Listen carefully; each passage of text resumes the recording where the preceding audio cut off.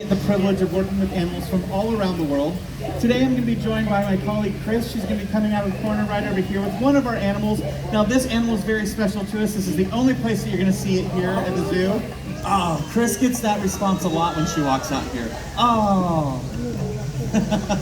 Okay, any guesses what you think this animal might be? What do you think of the pink hat? Aardvark. Nice answer. Who else has another guess? What do you think? Anteater, nice, that's another good guess. Does anyone else have one that they think it might be? Okay, should we put those to a vote? Who thinks it might be an aardvark?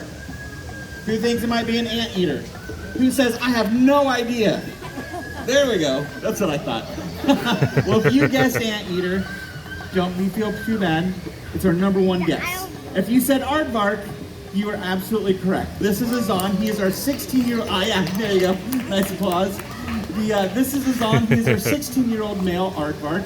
Azan came here for a very specific reason. That is to be the boyfriend of our female aardvark, Zola.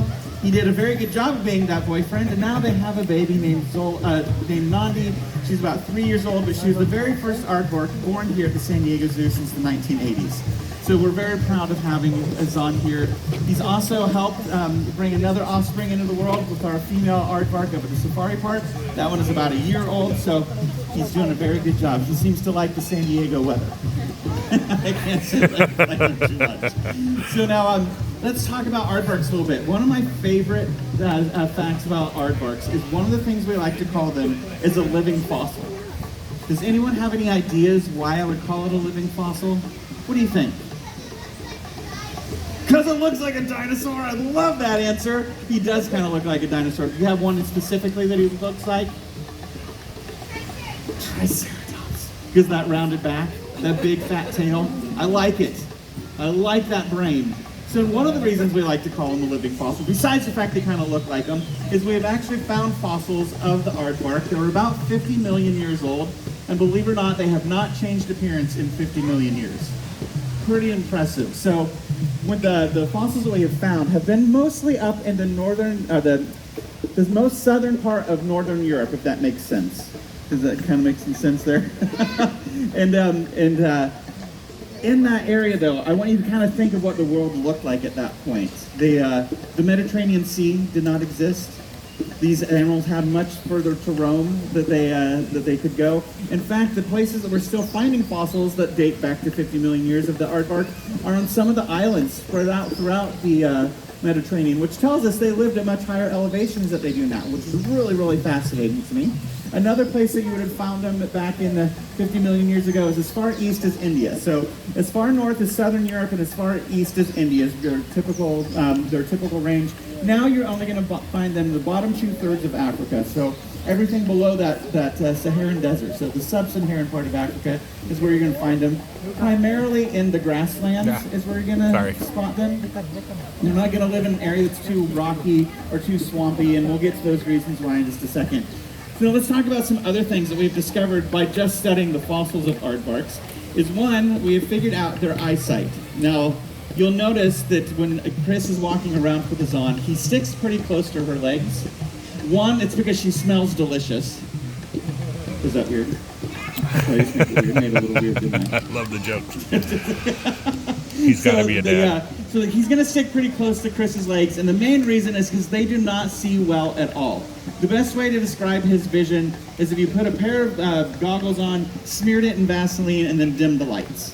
That's about how well he sees. And the reason is because, like, unlike humans, we have cones and rods in our eyes. They never develop the cone part, so everything he's seeing is more of in shadow.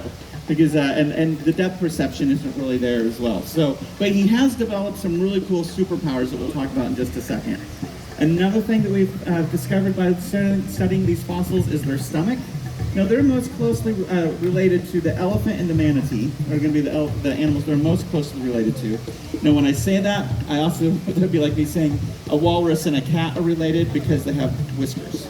So they're not super related, but that's the most closely related that we have. So looking at that, you would think that an animal that is 130 pounds of pure muscle, like Azan here, he would have a large stomach, like his relative, the elephant. But instead, he has a stomach that is much more like a bird gizzard. So it kind of is that self-grinding stomach in there, which is another really fascinating thing, which leads us to what kind of food they might eat. But the next thing we're going to look at is their teeth. The other thing we've discovered with their teeth, and this is actually how they get their scientific name. Their teeth in the back, they only have molars. They don't have front teeth. But those back molars look like a whole bunch of straws all bunched together. So their scientific name, are you ready for this? I'm going to sound so smart.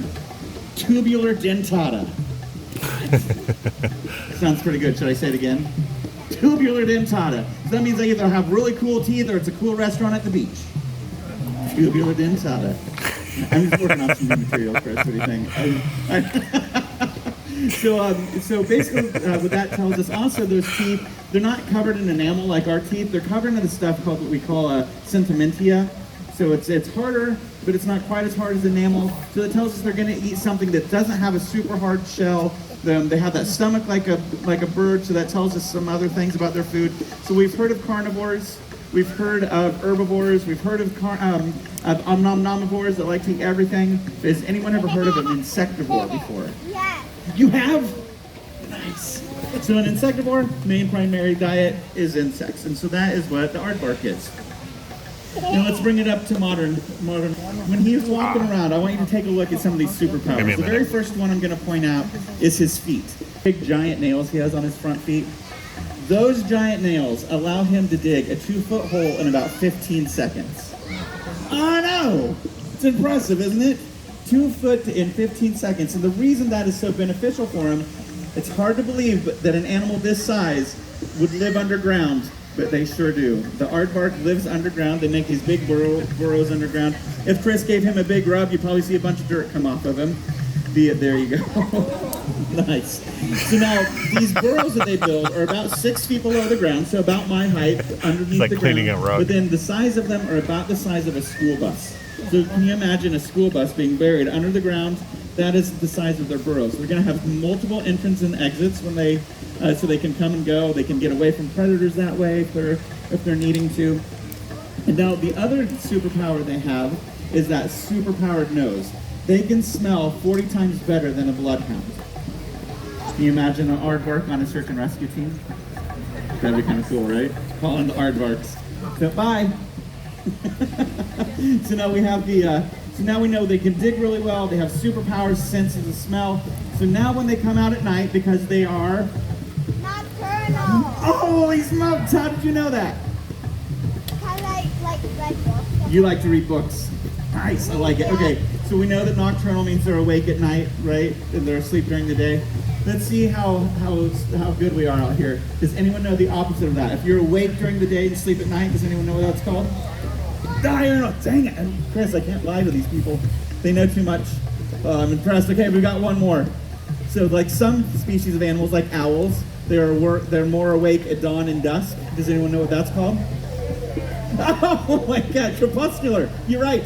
Seriously, no one ever gets that one. I'm impressed. Very good. Well, now I know. I have to keep my facts on straight here. So now, these guys are nocturnal. They're going to come out at night. First thing they're going to do is start sniffing the air, making sure there's no predators around. They're going to start listening with those big giant ears, which do have a secondary use, which I'll tell you about in a minute.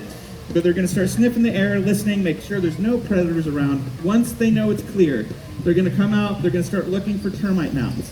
That is their number one food source, is termites. So when they come out, this is our makeshift termite mound. When they come out, they're going to start smelling, they're going to find the termite mound, they're going to press that superpowered nose up against the termite mound. He has a whole bunch of nose hairs in there. The one helps keep dust out of his nose, but also helps him find the location of the termites. I love it. Some of you guys can see it. For those that can't see what's happening, don't worry. I have another way for you to see it. So he's going to sniff, sniff, sniff. He's going to feel the vibrations in his nose. He's going to look to Chris saying, "Are you tricking me?" There we go. I love that reaction so much. Okay, so for those that can't see, don't worry. I have my handy-dandy travel-sized termite mound. So what I'm going to do is I'm going to fill this full of bugs. Now I mentioned they eat termites out in the wild. Don't worry, if you live here in San Diego County, I'm not feeding him live termites, I promise. Instead, we have live wiggly mealworms that we're going to put in this tunnel, this little tube. Are you ready for this? Don't blink. Yum, yum. Oh, it's so good. So that tongue is about 11 inches long. So eat your heart out, Gene Simmons.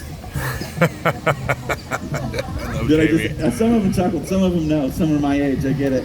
Okay, I'm going to show you guys one more time. We're going to do one over here so you guys can see it again, but I want you to take note. Can you guys kind of see how it's kind of slimy inside that tube now? There's some bugs stuck to the side. When I put more in, look at that, they just stick to the side as they go down. That's because his tongue is incredibly Gross. sticky. Besides being super long, it's incredibly sticky. So all he has to do is tap his tongue against something and it's going to stick. And you notice I get to use a tube when I do this. Chris has not been using a tube, so if anyone wants a high five or a handshake, there you go. It gets me look every at that. time. I love See it. that big string come off? Did you guys also notice what he was doing with his ears and his eyes when he was eating? Closing his eyes, twisting those ears back. Any ideas why he'd have his ears pointed backwards while he has his face in a termite mound? What do you think? For listening for predators behind, exactly. Like someone might want to sneak up behind you and eat that hot dog, because that looks delicious. Another thing that they're going to be doing, they're closing those eyes. Any ideas why they might be closing their eyes when they're eating? Is it because it's delicious? What do you think? I think it's because they don't want termites crawling up. Oh my God, that's exactly right. He said because he doesn't think that the aardvark would want termites crawling all over his eyes. That's exactly right. He's going to close those eyes because, believe it or not, termites don't like to be eaten. So those soldier termites are going to come out of the mound. They're going to start fighting back. This way he has longer hair on his front legs. That's going to prevent him from being bitten on the legs. And then notice those long eyelashes he has? Those are also to help protect him from having termites go towards his eyes. And also, those serve another function as well. And it's, I mentioned they live down in burrows that are dark and whatnot. They act kind of like a cat whisker, but around his eyes. So that's going to kind of tell him where the walls and where his boundaries are within his termite mound, his burrow. Now, I'd also mentioned that there was another function for those ears. Besides being able to hear really well, I mentioned they're also related to the elephants. Does everyone know how elephants cool themselves? What do you think? By their ears, right?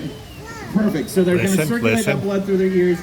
The aardvark does the same thing. They circulate that blood through their ears. That cools down the rest of their body. Does anyone know what that process is called? Air conditioning. Just like a fennec fox. I also want to talk about, since we're saying some amazing jokes up here, let's talk about also their burrow really quick. Now, I mentioned they will build several of those burrows throughout their life. That is because when they're eating out of the termite mounds, they're not going to finish them. They're not going to complete that whole termite mound. They're going to hit 5 or 6 throughout the night. They eat about 50,000 bugs in one night. And so they're going to move around, so those termite mounds then replenish themselves. When they move on to a new area, they build a new burrow, other animals have been found to move into their old burrows. So they have found pangolins living in there, they have found painted dogs, even hyenas living inside these old burrows. Since they're building homes for other animals, do we know what that process is called? Or what we call the aardvark for that process? Get ready for it. The aardvarkitects of Africa. I think we're on a roll, right? Jamie's got them all. No, that wasn't a good one. Oh, that was a good one? Can I tell you one more? Do you know what you call a pile of cats? A mountain. I'm sorry, I can't help it. Okay, well, you guys, first of all, we want to thank you guys for coming out to visit us. Just coming through our doors today, you guys have helped us with our conservation efforts. Even having cocktails from Rocksbox that help with our conservation efforts. So, cocktails for conservation, can't beat it, right? So, as a thank you, whoop whoops for the cocktails, I got it. So, as a big thank you, I would like to invite one volunteer to come up. Oh, you're answering so many questions today. Why don't you come on over here? Come with me. First of all, what's your name? Holden? Okay, where's your hot dog? Okay, bring it to me. No, I'm kidding. Just kidding. Just kidding. Hey, Holden, are you from San Diego? No, where are you visiting? I love it. What city do you live in? Orange County. Okay, neighbors, not far. So do you have any idea what you just volunteered for? Chris, this is going to be good. Okay, you saw what he was eating, right? You saw how long his tongue is, right? We're going to have a bug eating contest with this on. So I'm going to fill this tube up. Is your tongue long enough to get in there? No, not so. Okay, what if you just tossed it back like that? Now let's add some more. Maybe we should just add some more so he can just use his tongue. Okay, how about that much? How about that much? Dad, that's enough? Ah, yeah, and it's still got hot dog on it too. Delicious. I'm just kidding. You're not really gonna have to eat bugs. But why don't you come stand right here for me? You're gonna put that in your left hand. I love it. So put it right here. You're gonna hold it really tight right there, just like perfect. What's gonna happen is Azan's gonna come over here, put his 2 feet here. He's gonna start eating out of that, and when he does, touch him on the back. Just don't touch him on the head. He might attack you. Just kidding. He wouldn't really. Remember, only back teeth. All right. You got a Oh good my picture over goodness. there, Mom? I love it. Good. There you go. Nice. Okay, let me see that tube. How's he going? Oh, he's still going. Perfect. Let's put a little bit more in there because now we got to get the good picture for your mom. Do you know where your mom's sitting? Okay, so you're gonna feed him again.